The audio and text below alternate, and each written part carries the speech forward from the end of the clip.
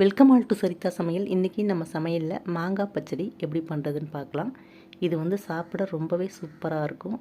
இனிப்பு புளிப்பு சுவையோட ரொம்ப நல்லாயிருக்கும்.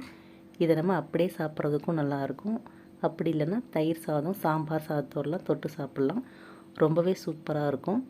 இதை நம்ம நிறைய செஞ்சு கூட ஸ்டோர் பண்ணி வச்சுக்கலாம். இப்போ இந்த மாங்காய் பச்சடி எப்படி பண்ணுறதுன்னு பார்க்கலாம்.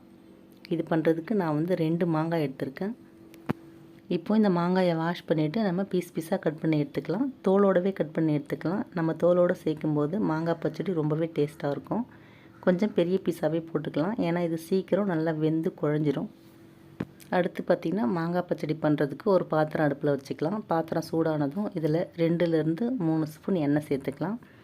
எண்ணெய் காஞ்சதும் 1/2 ஸ்பூன் கடுகுளுந்து நல்லா பொரிஞ்சு வந்ததும் இதில் 1/2 ஸ்பூன் சீரகம்.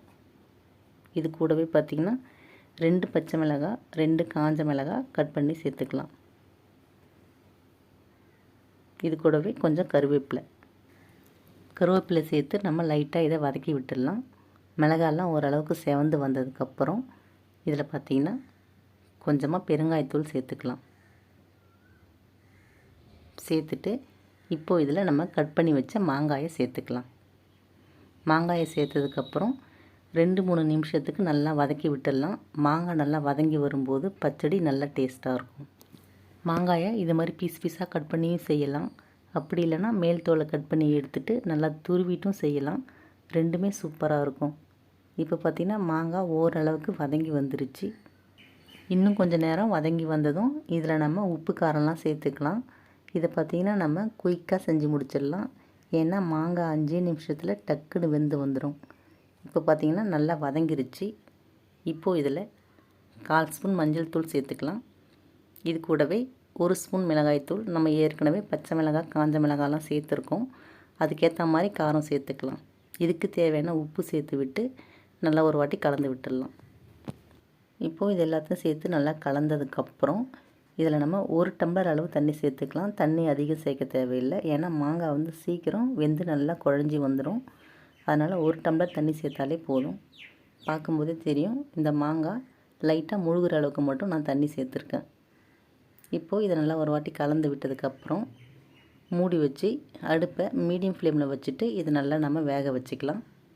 இதை நம்ம நிறைய செஞ்சு கூட ஸ்டோர் பண்ணி வச்சுக்கலாம். ப்ரெட்டுக்கு நடுவில் ஜாம் மாதிரி கூட இதை நம்ம வச்சு சாப்பிட்லாம். ரொம்பவே சூப்பராக இருக்கும். ஏன்னா இதில் இனிப்பு புளிப்பு ரெண்டுமே இருக்குது. அதனால் சாப்பிட ரொம்ப நல்லாயிருக்கும்.